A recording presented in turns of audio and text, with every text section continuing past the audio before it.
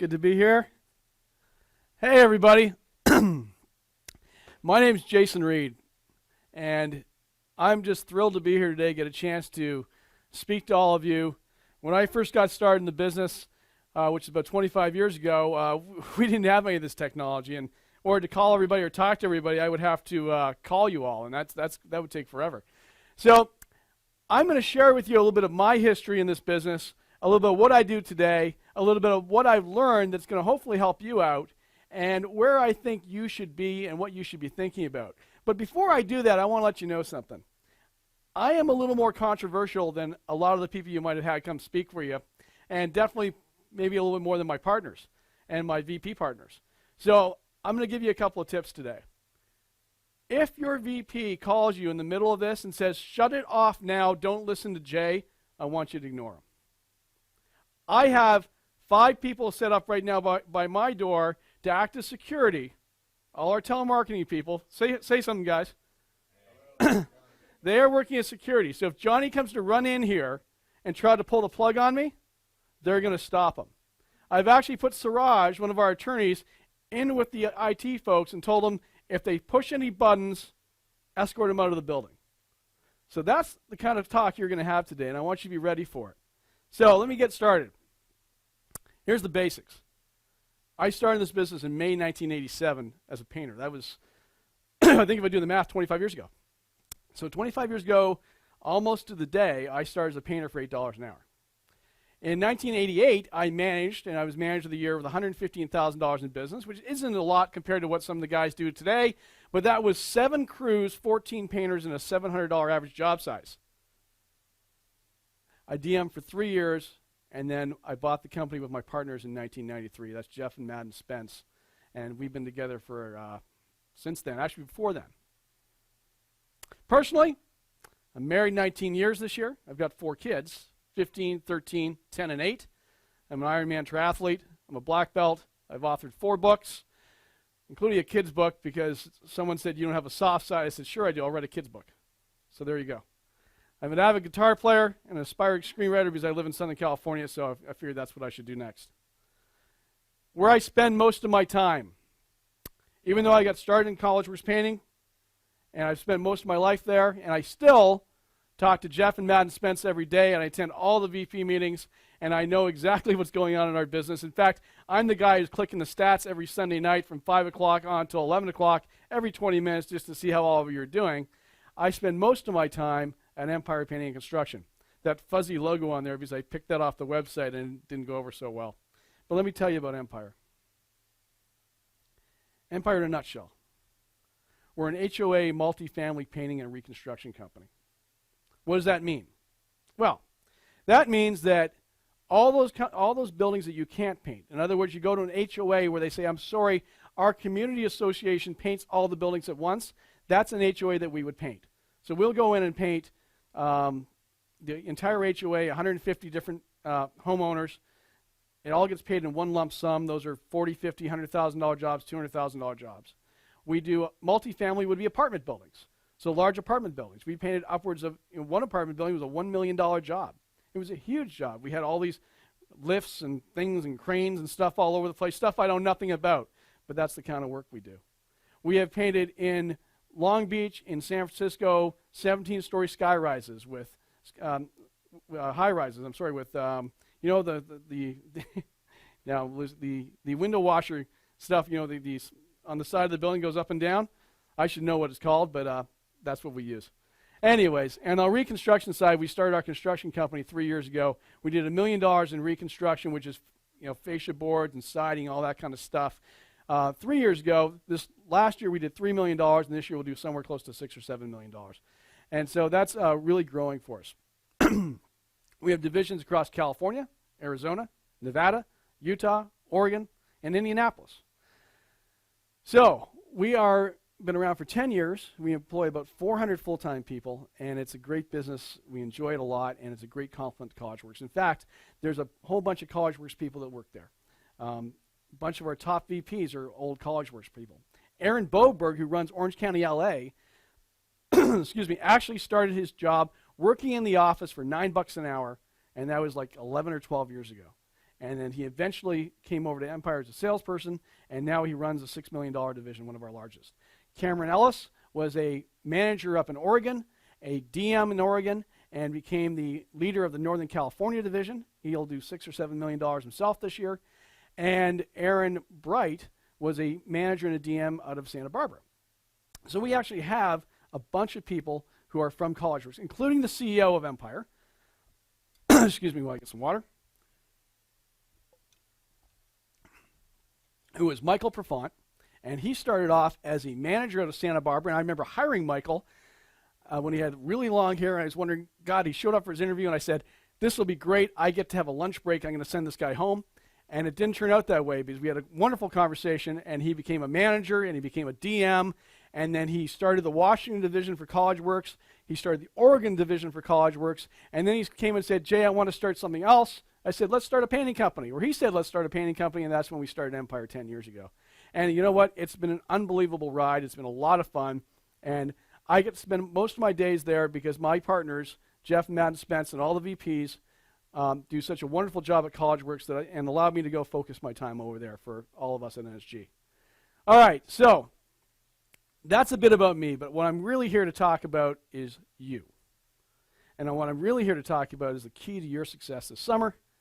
And I'm going to tell you that it's about managing your production and the team you have behind you. So, what does that mean? Well, I can tell you that some people were really, really afraid that I was going to come in here and tell you that what you need to know is what's in that gallon of paint. And they were worried that I was going to come in here and tell you that it's all about paint tech. Well, I'm going to tell you it's not about that. What it is about the people you have working with you. And what I'm telling you, by the way, is the same stuff that I tell our superintendents at Empire. And to give you an idea, everything in the next few minutes is the same stuff I tell them. And these are people that our superintendents will run 65, 70 people at a time on 12 to 15 different job sites and do $3 million in business in a year. And that's what they're responsible for. And I tell them the exact same stuff I'm going to tell you today. So take out your pens and papers, take a few notes, and it's going to be really simple stuff, but I think it's going to make sense to you when you hear it. First of all, this is the first part that's controversial. Take a look at the slides. Take a few seconds, just read it. Basically, what I'm showing you here is my belief in the workforce of America. This is the part that gets me in trouble, because people go, well, you can't say that. In fact, my attorney is in the back right now going, Jay, are you really going to talk about this? Yes, I am. I believe the workforce is divided up, the world is divided up, especially America and Canada, North America, into this group. What I'm going to call the F players, the people who get an F. About 5% of the population. Where did I come up with that number? A scientific study I've done over the last 25 years. I made it up. But I think it's going to make sense to you when you actually hear it. 5% of the population, it could be bigger, could be a little lower, they don't want to work, ever. They don't want a job. They never want to work. They have no interest in working. Full unemployment, or full employment in the U.S. is actually around 6 or 7%. If we had unemployment of 6 or 7%, the U.S. government says that's full employment because there's a certain portion of the population that does not want to work. Those are the F players. The D players, about 10%. They will work when they're broke. They will work when they're broke, when they need money, when they can't figure it out, when their unemployment's run out, when their family won't give them any cash. They go, I need to pay my bills, or I need to buy a case of beer, or whatever it might be, and they'll go find work for a short period of time. The C players. 20% of the population is a big chunk. They're barely willing to put in a day's work. They will work. They have jobs, for the most part. But they don't really want to work. It's not what they're excited about. They don't come to work going, I can't wait to be here, I want to make a difference. They just need a paycheck and they can't wait to get out of here. Make sense? I know you know these people. Some of them are your friends. They're actually great to hang out with, a lot of them. You just don't want to hire them. The next is B, the B players, 30% of the population. They will work, they will do a decent job, but they need to be supervised.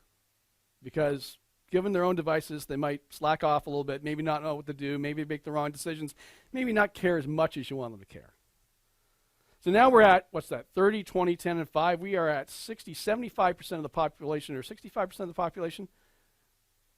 65% of the population, I'm saying, I wouldn't hire them. I don't want to hire them. Don't want them working here. A players. Works independently and can supervise people. Now, when I say I wouldn't hire them, that's not fair, because I will hire lots of B players because they need supervision. I just need to know who they are, right? And we have lots of B players, and that's okay. But what I really want to have is A players. And that's what I'm talking to you about today, is that you need to hire A players. People who can work independently, and they don't need your supervision. People who can make decisions. People who can be on your job site and know the right thing to do, naturally. They can look at the other people who are running around not doing much and say, hey, you know what? Maybe if you did this, it's going to go a little faster. In fact, why don't you come work with me, and I'm going to make sure this happens. Someone who can say to you when you show up on the job site, say, why are you here? I got this under control. Don't worry. In fact, here's where we're at on the budget. And here's where we're going. And I got this for you. Why don't you go sell some work? Because I want to make sure I've got a job tomorrow to go to. That's your job. My job is to make sure this runs okay. That's the person you want to hire to manage your crews. That A player. What I'm going to challenge you with right now is if you don't have that person, if you don't have the person who talks to you like that, who wants to take control of the job site, who can take control of the job site, and doesn't need you on the job site, then you need to keep recruiting. The A++ player, capable of running the operation, doesn't even need you. The A++ player, 3% of the population, maybe it's you. It's definitely your VPs. Every one of your VPs and every one of your DMs falls in the 10% category. They get their stuff done. And guess what? Guys like myself and Spence and Matt and Jeff, we have wonderful lives. We work hard on the stuff we need to work hard on to build the business. But we're able to work on the stuff that we need to do to run the business and build the business because we have amazing partners in our VPs and DMs who take care of their stuff. In other words, something comes up in a division, maybe I give a call, maybe Jeff gives a call, primarily Jeff, Matt, and Spence. We'll call up one of the VPs and say, hey, we just heard about this. And what's their answer? I already got it handled. Don't worry about it. I'll let you know how it goes. They're, oh, okay, great. Or, hey, I need your advice on this, but I got it under control. You go focus on growing the business for all of us, because this part is my job. Am I making sense? Am I making sense? So I'm going to recap this again. The challenge that we have, and I want you to think of the people that you have on your job sites today and where they fit in. In fact, I'm going to have a sip of water, and I want you to think about that a little bit more. I want you to write down the names of the couple of people you've hired, the last 3 or 4 people you've interviewed, and I want you to tell me where they fit in this. Well, you can't tell me, but I want you to think about it for yourself. Are they A players? Are they B players? B players are okay, as long as you realize you got to have an A player on the job site too. You can't have 2 B players on a job site. You have an A player and a B player. You can't have 2 Bs. You can't have any Cs. C and below, you have to make a change. They don't belong on our job sites. Why? Well, I'm glad you asked. I'm going to get to that in a second. Your most important job. The most important thing you can do. The most important thing I do, by the way. When people ask me, what do I do? What is my job at Empire? I don't have a title. Michael Profant's the CEO and president. I help Michael out. I help our VP partners out. What do? I help make sure the right people are in the right seats. I make sure that we have the right salespeople. If someone's going to get hired in Empire and they're a salesperson, they got to come through me. Superintendents have to come through me. Why is that? My job is to make sure that I have the culture in mind of the entire company, and that I'm doing my best to make sure that we are hiring the best people. And why do I do that? Because I want my VP partners at Empire to have a great life, and that means that they have to have great people that are supporting them. So I view my job as making sure that we hire the A and A players at Empire. That's the most important thing I can do. The most important thing you can do to run your branch this summertime, beyond the fact that we're already selling, and you already got that part figured out, some of you need to do more of it, is put the right people in the seats. Make sure the right people are on your job sites. I hope this is sinking in, and I hope some of you are going to wake up in the morning and go fire some people. That's the controversial part. Your VPs and DMs are going to call you up, no, don't fire people. If you want a miserable friggin' life this summertime, keep the C players, keep the D players, and keep the F players. And when they screw up your jobs, and you can't leave the job site because you got these guys on there who can't make a decision, can't paint anything right, your life's going to suck. That's your choice. I'm telling you to fire the ones who can't be B's and A's. I told you I'd be controversial.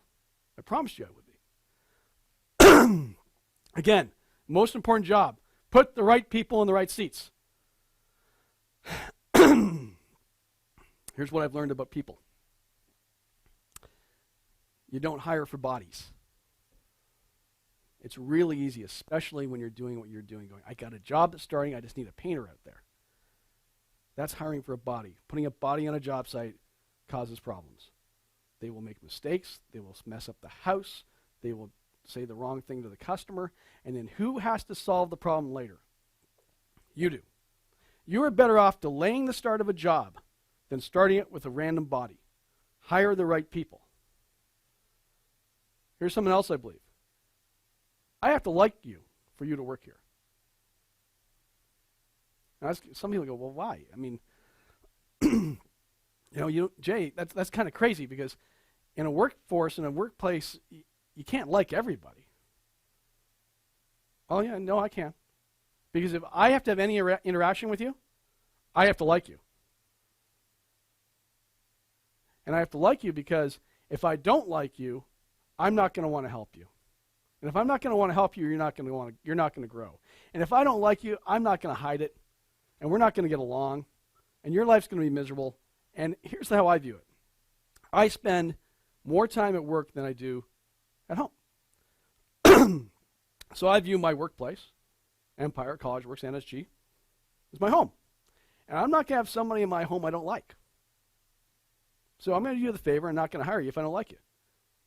It's just how simple I am. Again, that's how controversial I am. Sorry, but that's how I run my life. Here's another thing I believe. I'm not going to turn you from a C into an A. That was your parents' job. If your parents failed at that, that's not my fault.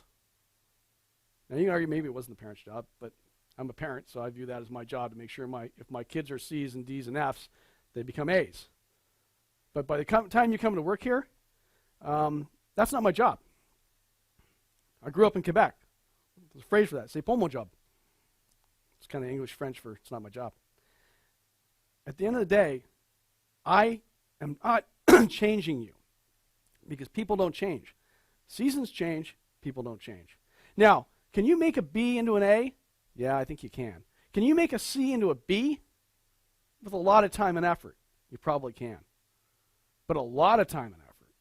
My personal opinion, I don't have the time. I'm going to go hire somebody else who's worth my time. For you, and here's the challenge about being young and idealistic, because I was there, you want to save them. You can see potential in people. You want to make them better. You want to give them a shot. You think that if you just work with them, they won't say those stupid things to the customers. If you just work with them a little bit more, they'll show up on time. And you want to fix people. Mark my words. You're doing this for 12 weeks. You can't fix those people in 12 weeks. If you want to fix those people, have them employed with you for 3 years, and after 2.5 realize you wasted a whole bunch of time, and they didn't change. But you're not going to change them in 12 weeks. It's noble. It's a neat cause that you want to change people, make them better, and you think you can do it. I'm going to tell you, in this model, in this business, you need to go find someone else who will work and do what they need to do. I know I'm controversial. In fact, everybody right now in the back of the room is looking like, holy cow, this guy is nuts. And I might be. But I've done okay. So again, you can't turn a C into an A. And when I say all this stuff, by the way, when I say this is what I've learned about people, Spencer and I, who most of you have heard talk, we used to take on a project every summer. We did it for years as partners. We say, I'm going to put my stamp on this guy, and I'm going to make him better. I'm going to make him different because, you know what, he's a C player, but I'm going to turn him into an A. I'm going to show you. And we'd have a little side bet. So I can turn my C player into an A player. And you know what? It went on for 4 or 5 summers of us each picking our people. My favorite was the one that Spencer put his stamp on that stole his Jeep and drove it away, and we never saw him again. That's one of my favorites. We stopped at a certain point trying to put our stamp on people. Again, it's your parents' job to turn you from a C to an A, not mine. Here's another thing I learned. Can't fix stupid. And there's some stupid people out there. And if you're going to fix stupid, you're not going to do it in 10 weeks. And by the way, you can't fix stupid. You also can't fix bad attitudes and lack of integrity. If someone has a really bad attitude on your job site, if someone comes up to you and they're giving you that, I'm not going to listen to you because I know better and this is how it is and let me tell you how it is, kid, even though they might be the same age as you, you don't need that person. You don't need the stress in your life. I don't take that stress in my life. I'm not going to deal with it. Now, if someone has, hey, Jay, I think there's a better way to do this, I'm like, great, because I'm all ears. It's all in the approach. You can tell me I'm doing something wrong. You can tell me that I might not be thinking about it the right way. But if you come at me with that bad attitude, I don't want you in my house. And this is my house. And this is your house. You don't want those people in your house. That person who might be on your job site right now that you would never have near your house, that you would never introduce to your parents or your friends or your girlfriend or your boyfriend. Why are they there? Do you like the stress? Do you like the added stress in your life because you don't need it? Go find somebody else. Another thing I learned, it's not about the money. Not about the money at all. People do not come to work here because we pay more than everybody else. In fact, the companies that pay more than everybody else usually pay more than everybody else because they have to. These people aren't treated fairly. They're not treated like human beings. And they have to pay them a whole bunch of money to hopefully stick around for a little bit. Our pay structure at CollegeWorks for painters, I think it's awesome because it allows you to make whatever you're worth. If you work hard, you can make great money here. No matter what your base wage is, and base wages are $9-10 an hour now, but you can be making $15, $17, $20 an hour if you are really good at what you do. And that's the wonderful thing about CollegeWorks. Every single person, whether it be a DM, a manager, an intern, or a painter, can earn whatever they're worth. So it's not about the base wage. It's about what they can earn in their bonuses and everything else. And I want people, and you should want people who see that and understand that and go, wow, this is great. The person who tells you when you interview them, you know what, I just want you to pay me X dollars per hour and I'll work really hard for you regardless. In this model, it doesn't work. The person who looks at that model goes, so you're telling me that if I work harder and faster and better than everybody else, I get paid more? That's the person I want to hire. And if that's not the person on your job site right now, you need to start recruiting. There's a theme here, right? You're seeing it? All right. Another thing. Here's what I've learned about painters. If you are highly experienced and willing to work here for 10 weeks, in other words, you've got years and years of painting experience, and you've interviewed some of these people, and they tell you, look, I've been doing this for 12 years. 12 years I've been a painter. I have forgotten more about painting being a painter than you have, and trust me, or you've ever known, so trust me, you need me to go take care of this for you, and I'm just going to do a great job, and don't worry about it. I'm going to think twice about that person, because guess what? If you've been working for 12 years and you're really good in this environment, there's plenty of companies that you should be working for full-time. Like, why aren't you working for Empire as a full-time year-round job as opposed to needing work for 10 weeks? All the major painting companies out there that need painters, and you can't get a job full-time, you want to come work in here for the summer. What the hell went wrong with your life that you can't work full-time when everybody's hiring right now? So be very, very cautious of the people who tell you all the experience they have and how they're willing to work for you for the summertime, because they shouldn't be wanting to work for the summertime. It doesn't make sense. And remember, you can't change the world in 12 weeks. It's not going to happen. You can make a difference in what you can make a difference in. Your A players and your B players, you can help them try to be A players. Your A players, you can cherish them to make sure they're going to do well. And you make sure they make money. And that's what's really important. And they have a good time. So what do? ABR, always be recruiting. Always. That's my job at Empire. I may not need superintendents right now, but I'm always trying to figure out who the best are in the marketplace. I may not need salespeople, but I'm always looking for one. You may feel like you've got all the best painters right now. You need more. Always looking for great people who can come work with you. Always interviewing. If you're running a couple of crews, say you're just running 2 crews, what are you going to do with your day? You go to one crew in the morning, you go to the other crew after like an hour, and then you go, what are you going to do? You should be recruiting. And then you go back checking your crews again. That's how your life should be. Always be recruiting, interviewing more people. Is that the right person? Is that an A player? Do I have a C player on that job site? I need to replace him. I need to be recruiting. I may not have a job for you today, but I'm going to have a job for you in 3 weeks or in 2 weeks because I'm starting another crew. Let's talk about you coming over here now. Fire the bad apples today. The person who gives you grief, the person who gives you anxiety, the one who's not letting you sleep at night because he pops into your dreams, I want you to fire him. The one who yells at the customers, the one who says things about you when you leave the job site, the one that you're afraid to fire because you're afraid my whole life's going to fall apart because I fired this person because they know how to paint, I want you to fire him. If you can't fire them tomorrow because you don't have a replacement, I want you to find a replacement this week, and then I want you to fire them. And then I want you to thank me for making your life a little bit better. You don't actually need to thank me, but I want you to think about the fact that your life's going to be a little bit better. All right? I am trying to help you. I'm on your side. I've done this for more years than most of you have been alive. In fact, probably 99% of you have been alive. So I am trying to help you be better and have a more enjoyable experience with us. Support your B players. Cherish your A players. Treat people like you want to be treated. You know the biggest challenge with a lot of College Works people is they actually find the A players. And then they treat them like crap and they quit. A players are going to leave you like that. If you don't treat them well, if you don't take care of them, if you don't make sure they have everything they need on the job site, if you give them a dirty look, if you're grumpy and you don't smile at them every day, if you don't treat them the way you would want to be treated, they will quit. And that's a horrible thing because your life just became worse. A lot of college kids, when they start, I'm going to say kids because I'm 45, have a little chip on their shoulder. I'm the boss. I'm the guy in charge. I'm going to tell you how things need to be. I'm telling you that's going to get all your A players to quit immediately. And you don't want that to happen. If you find that person who's willing to take charge and willing to help you out, they are your partner. You make sure they get good jobs. You make sure you give them what they need. You make sure they can make money. And they're going to in turn make you money. And you're going to have a wonderful experience.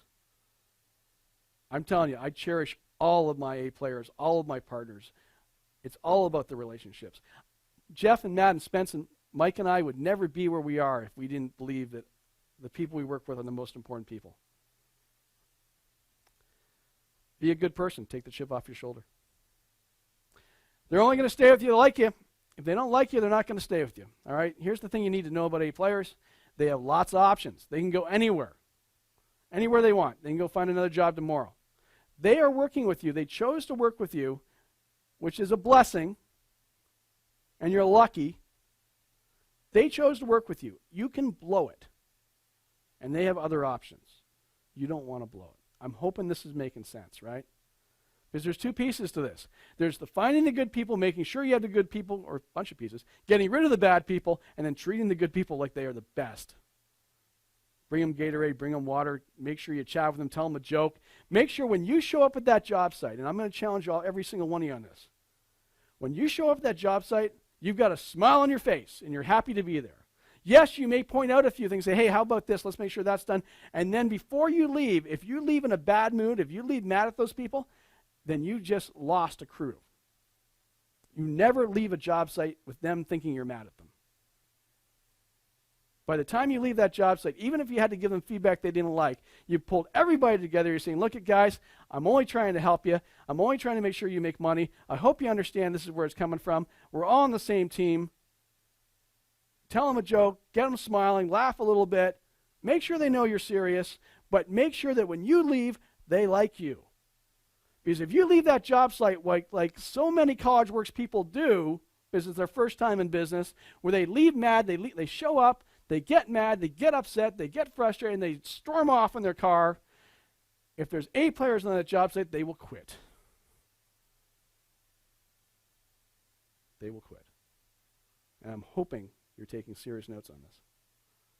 All right. So you think I'm tough on people? Here's the reality. If you don't work hard here, I will fire you. If you're a CDF player, I will search you out and fire you. That's it. Everybody knows that. Everybody knows me knows that. I don't mess around. But here's my track record. I'm a partners with Jeff Madden Spence for over 20 years. Mike Profan and I have been partners together, working together 15 years. Helmut Beeman, who's our COO, hired me 25 years ago at StudentWorks Painting in Canada. He still works with us here as a partner. Tracy Meneses, who's our CAO and another partner in NSG, has started with us, same time Spence and I started the company. Peter McDonald, one of our chief legal counsel, he was my first roommate in California 22 years ago. Your VPs, Johnny Ree, Lulu, all been here 10, 20, people have been here from 10 to 20 years. If you think I'm tough on people, if you think I am too hard and I am a hard ass, then why do people stick around? They stick around because it's actually a fun place to work, and if you do what you're supposed to do, I will treat people like they deserve to be treated. And that's all I'm trying to say to you, is that you need to be tough, you need to get rid of the weaker people, because otherwise the good people won't stay with you. Because if people see that you kept the weak people, they'll think you're weak, and they will leave as well. But if you do it right, you're going to have an organization where people stick around for a long, long time.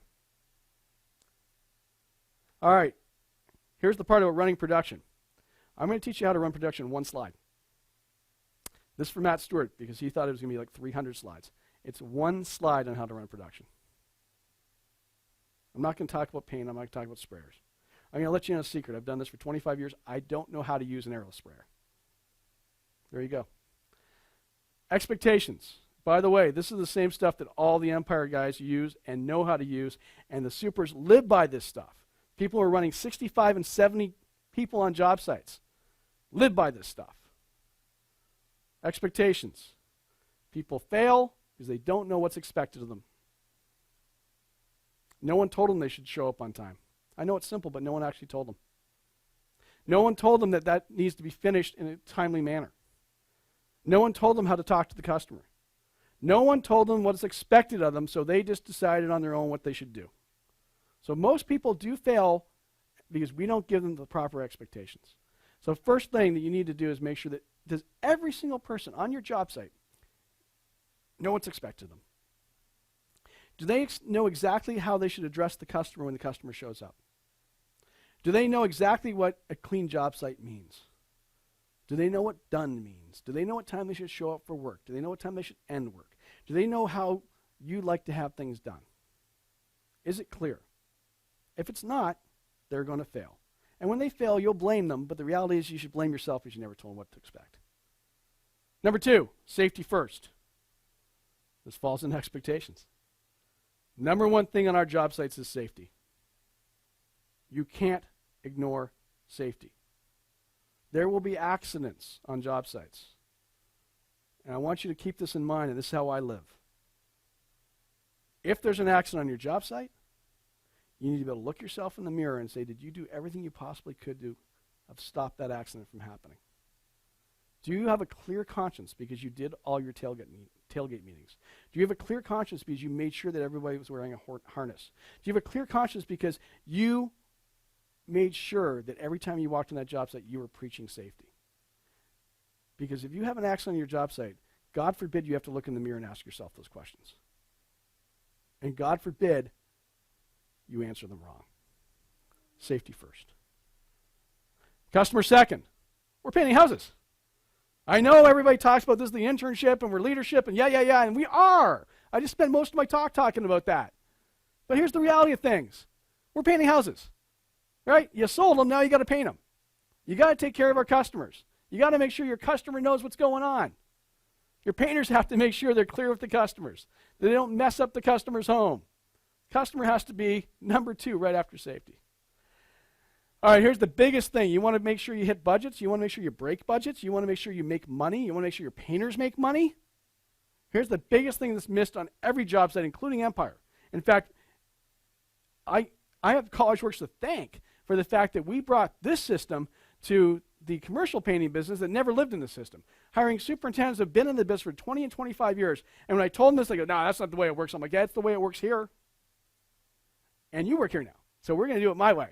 And then after a while, they came back to Mike and I said, wow, my jobs run so much better. We increased our margins on our jobs by 30% by making sure we do this exact same thing I'm going to teach you right now. And it's simple.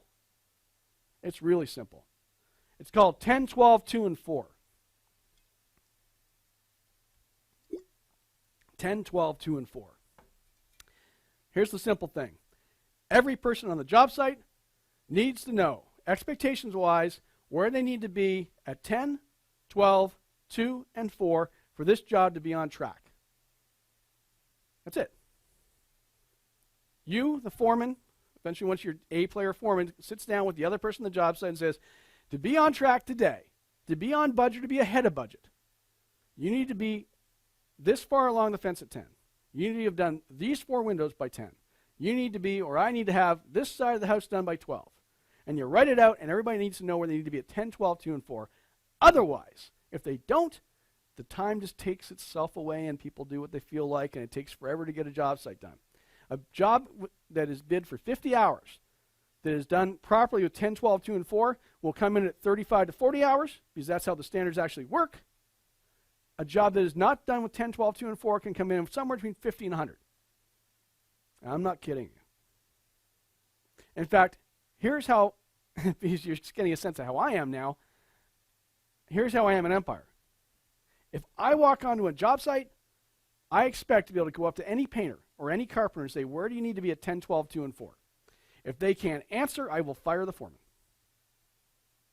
And then the superintendent gets a call from me, and that's never a fun call. Because I know if you don't know where you need to be at 10, 12, 2, and 4, you're just off doing whatever things come your way. And that's not how you run a job site. So if you can't, ask yourself now, on the jobs you're running now, for those of you who are in production, do your painters know where they need to be at 10, 12, 2, and 4? If they don't, then great opportunity for you to make some more money this summertime, make sure your painters make money this summertime by making sure they know where 10, 12, 2, and 4 fit in their life. All right? I can't underscore this enough. This one thing made a huge difference in our margins in Empire. And this is a College Works thing. This started when, way back, before many of you were born. Another thing, this is not your room, messes not allowed. Simple thing, customers get really, really mad when there's a mess. You know they do. Every one of your painters needs to know the job site is cleaned up at the end of the day and is nice and neat and tidy. That's it. It's simple, but most people don't do it. Do it right the first time. Number 2 big thing at Empire. What does done mean? Done means 0 touch-ups. It means if I'm painting that window, I as a painter need to look at it and go, it's done. What does done mean? It means there's no room for me to come back. There's no paint on the windows. There's no spots I missed. Done means done. This is a big thing. Next to 10, 12, 2, and 4, this is the biggest thing that gets you in trouble on job sites and why you don't make budget. Because no one knows what done means.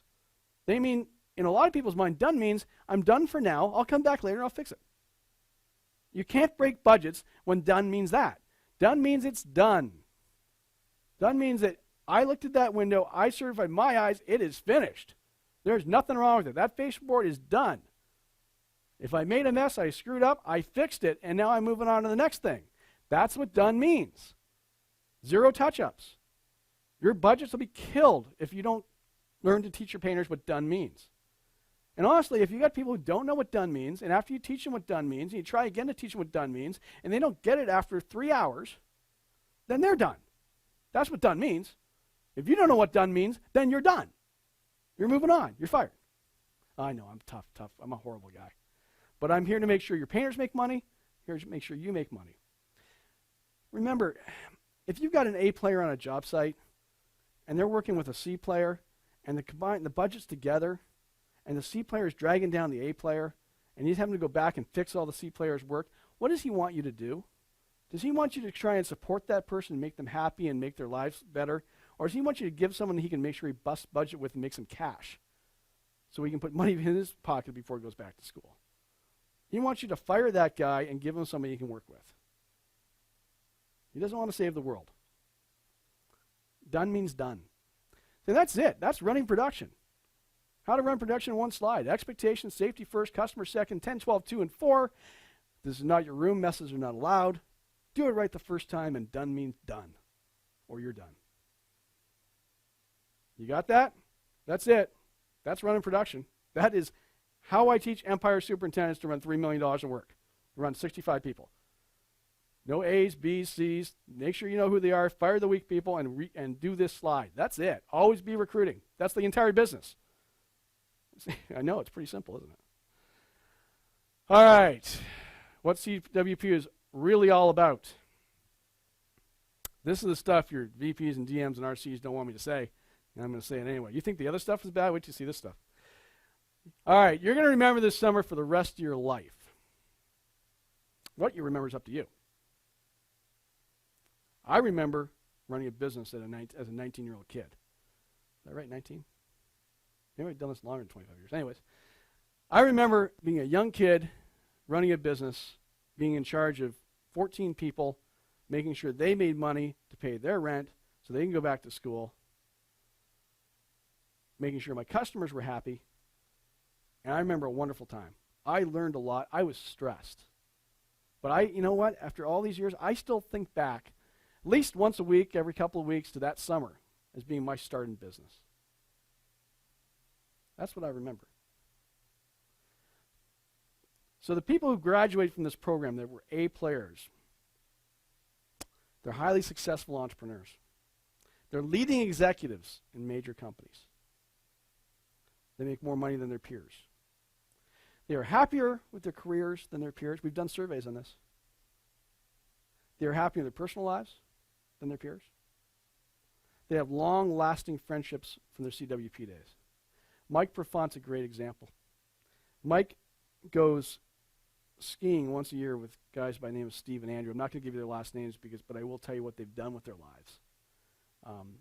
Steve is a major VP for a huge software company where he's in charge of sales for the entire world.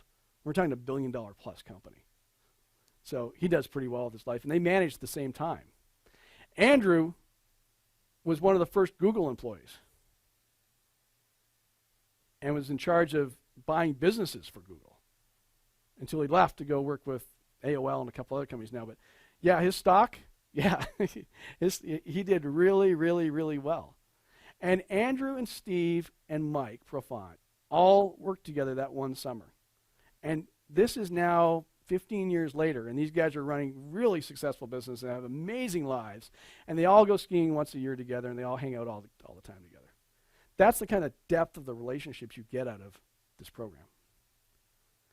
If you graduate here, after doing this for a couple of years, not 1 year, but a couple of years, you can graduate with no debt. Talk to some of your DMs who put themselves through school and graduate with zero debt, when all their friends have all this debt, this $50,000, $80,000, $100,000 in debt because they didn't work while they were in school. We got people here who graduate with zero debt. How would your parents realize that, if they knew that you could do this for 4 years and graduate with no debt when you left college? That's pretty big. But you know what? When you graduate with $80,000 in debt from college, which a lot of people do these days, and you've got your job that's paying you $2,500 a month, maybe $3,000, if you're lucky, and $800 a month goes straight to your college debt for the next 20 years. How are you living? Not very well, let me tell you, because most of your money is going to your college debt. Read the papers. You know what's happening. It's happening to your friends. So people here graduate with no debt. They do not live in their parents' basement when they graduate. They don't have to go back home. They don't have to go sneak back home to their parents' house and go, hey, can I stay here because I can't, things. No, it doesn't happen. And they make fun of those who do. All right. What's an A graduate? You produced over $70,000 and you went to Cancun. By the way, I know you've heard about Cancun, and it's a lot of fun. I don't understand why every single person in the company doesn't go to Cancun. I'm going to talk about that in a minute, but $70,000 is not a big number. It's supposed to be an easy number, and we should be taking more of you to Cancun. They ran multiple crews. They didn't run one crew. They ran multiple crews. They had happy customers. They were profitable. They had happy painters, like we just talked about. They learned to conquer the stress, because that's the biggest thing, isn't it? The customers are mad, you need painters, you haven't got enough work. That is the biggest thing you're going to learn this summer, is how to conquer that. That's what you're here for. When you can conquer that, you can do anything. When I look at my life now, I'm looking, wow, I remember being so frustrated, so upset, and so scared when I was a 19-year-old kid about what was going to happen to my customers if they weren't happy, my parents were going to quit, and learning how to deal with that helped me be where I am today. That's what you need to conquer. By the way, you don't conquer that running one crew. One crew is, well, we'll talk about that in a minute. And yeah, most of the successful ones, they all DM their RC as well. In fact, all those people I talked about, Mike's friends, and we go back to the slide and we talk about the highly successful entrepreneurs, the ones running the big-time executives in multi-million-dollar, billion-dollar companies. All those guys that I know, that I hang out with, that I stay in touch with from the old days, or even the new days, they all DM'd. All right, so if you think that you learned everything you can learn doing this for 1 year, you have no clue what's going on. If I was you, and the same thing I will tell my son when he does this program, you do this program and you hope to God you get the right to be a DM, and you get the chance to be a DM, because that's where you really learn how to run a business at a whole new level. So all those people I'm talking about, they were DMs and RCs as well. So that's what an A graduate is. So, what's this all about? You learn about business by managing people. All right? Sales is an aspect of business, and that's what you've all been doing mostly. You go, you market, you go meet with a customer, you're going to sell. That's neat. It's fun. And you can do a good job being a salesperson. You make a great living being a salesperson. But if you have aspirations of ever running a business, aspirations of ever doing more than just being in sales, then you need to learn how to manage people, because that's what running a business is really all about.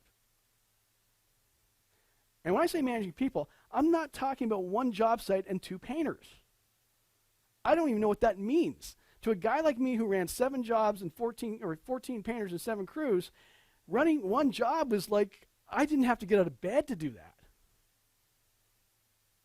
What do you do all summer long if you're only running one crew? I don't get it. Because here's how it looks like to me. You start your crew off in the morning, you give them, make sure they have the paint, you watch them for a little bit, then what do? You go home, go hang out with your friends? I don't know. You're not learning much. You come back at the end of the day, see what they're doing, maybe check on them once, twice in the day. I don't know what you do. I mean, to me, this is the part your VPs and DMs don't want me to say.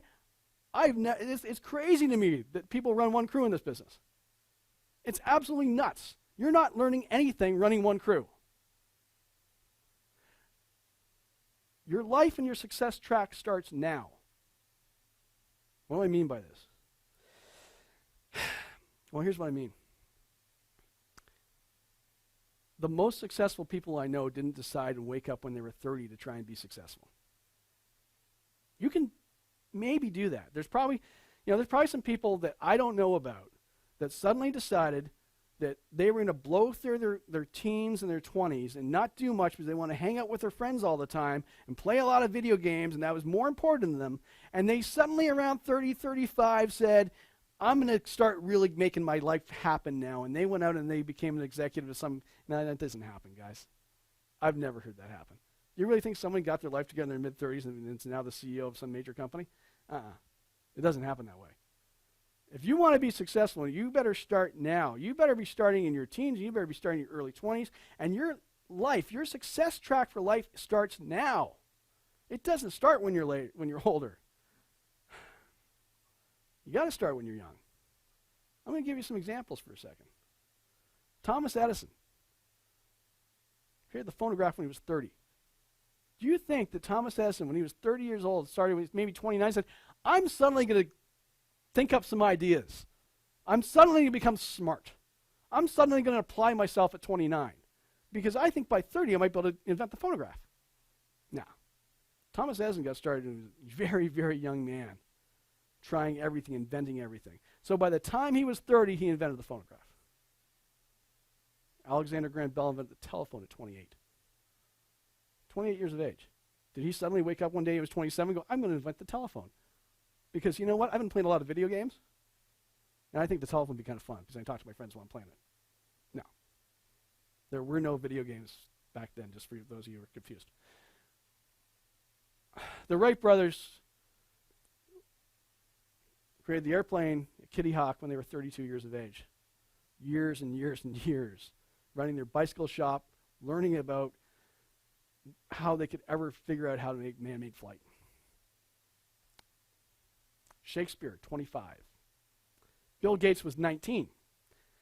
Here's some more fun ones for me, though. Joan of Arc was 19 years of age when she led the French army. 19 years of age. Richard Branson founded Virgin when he was 20. Alexander the Great became the king of Macedonia when he was 20 years of age. And my favorite of all time, King Tut was king at 9 and dead at 20. And every one of you knows who he is. So he must have done some amazing things between 9 and 20. What do all these people have in common? None of them ran one crew. None of them ran one crew. Their life was not about running one crew. Their life was not about getting by. Their life was not about saying, I'm just going to do the least I have to. It's going to be okay. It'll all turn out. If King Tut did that, you would not know who he was because he was dead at 20. If Jeff and Matt and Spence and I and all of your VPs did that, there wouldn't be a company today. There wouldn't be a company today. Successful people, and when I say ran one crew, it's more of a overall view of life, not just about running one crew, but it means, did you give it everything you got? Did you try your best and your hardest? Did you push yourself to your limits? That's what I'm talking about. Choice is yours, right? Success. Well, I'm talking, and here, I want to sum it up for you before we go here. Every single one of you should go to 2 crews immediately, as soon as you possibly can, to have the experience. And let me tell you what the experience is going to be. You've got crews you got to start in the morning. You got to go to your second crew.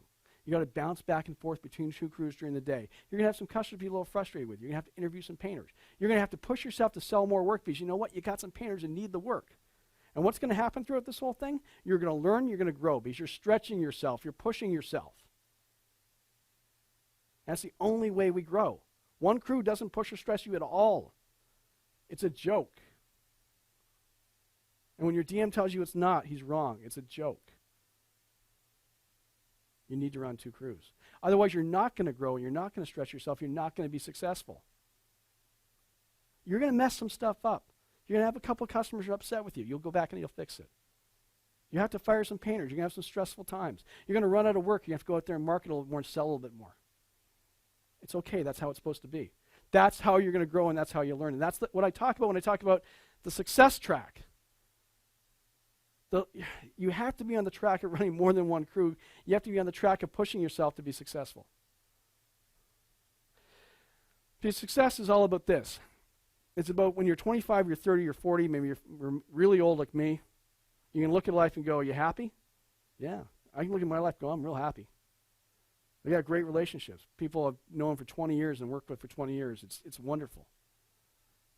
It's money. I don't personally think money is the most important thing in the world, but a certain amount of money is, because you know what? When you're really broke, it's not a lot of fun. So money to do the things you want to do.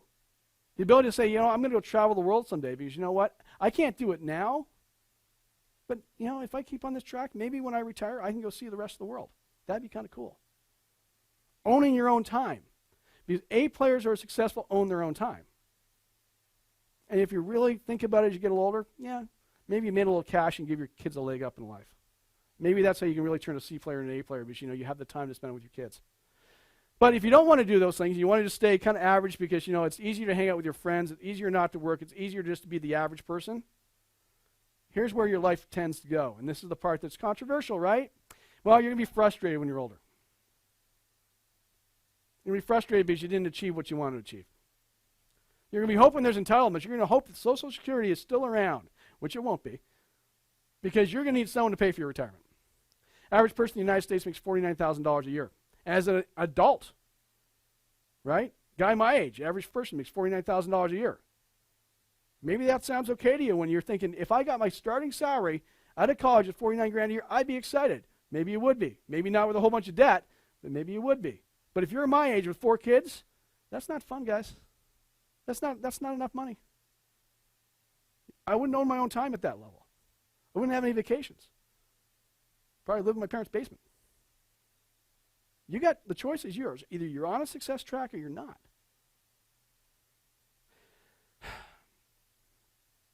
Here's the truth that no one wants to tell you, and your parents aren't telling you, your teachers aren't telling you, and the world's not telling you. If you are not focused on your success in your early 20s, you will never get there. If you're not taking success seriously at this age, right now, you're not going to be that A graduate, that entrepreneur, that leading executive, that wonderful, and maybe you want to be the best artist in the world, but if you're not focused on what it means to be on track for success now and thinking about it every day and working towards it and not going to the beach all the time and not going to play video games with your buddies, but focusing on your success when you need to. Not to say you shouldn't have fun, because you should. Because I'm going to tell you the secret. With 2 crews, you still get the nap for 3 hours in the middle of the day. Because I did it with 7 crews. I'm sure you can do it with 2 crews. You still get to go visit the crews, 1, visit crew 2, do some interviews, take a nap, go back and visit the crews in the afternoon. If you have 8 players, that's your life. It's still a wonderful life. I could argue 2 crews is too few. Anyways, you need to be focused in your early 20s, or you're not going to get there, because I'm a little older, and here's what I've seen. You don't start a business when you're 30 or 35, because you usually have a kid or 2, and you're a little more skittish, you haven't made the mistakes, and you know what? They're not going to be successful. Because if you're going to start a business, do it the way you're doing it right now. Learn on our dime. Make some mistakes. You're going to fail a whole bunch of times before you succeed, and you want those failures to be in your early 20s, and hopefully on somebody else's dime like mine, Jeff Spence's, so that you can be successful when you're older. You don't start a job when you're 35 or 40. You don't start a career as an entrepreneur when you're 35 or 40. It just doesn't happen that often. The big finish is I'm right on track like I told Johnny I would be, is that I hope you take it seriously. I hope you're successful.